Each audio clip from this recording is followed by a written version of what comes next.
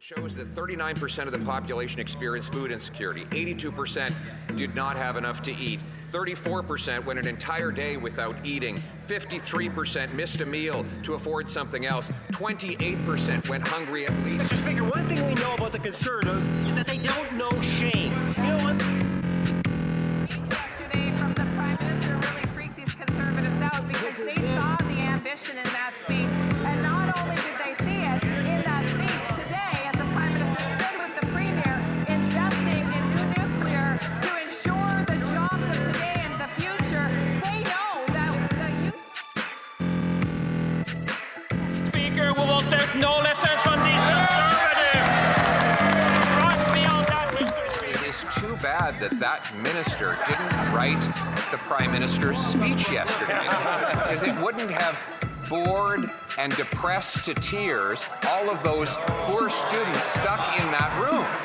There he spoke about how they would have to sacrifice more and that it would take time to reverse all of the misery that is built up over the last 10 years. Mr. Speaker, young people want to have homes. They want to have jobs. They want to have hope. They want a budget that is affordable so they can have a life that is affordable. Will the Prime Minister introduce that budget so that Canadians can restore the promise of their country? People in Canada know that this government has their back. There'll be a powerful statement for the young people of Canada.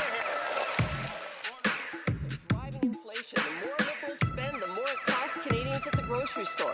25% of Canadians are using food banks because they can't afford to eat. So when will the Prime Minister finally get his inflationary deficits under control so Canadians can put food on the table? Mr. Speaker, Conservative members pretend to care about food insecurity, but then they call feeding children garbage. Now, Mr. Speaker, what's garbage was that answer?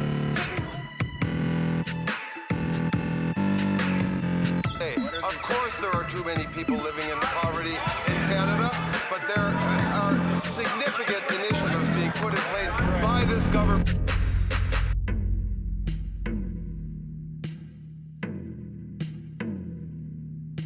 Canada's economy is in fact growing, Mr. Speaker.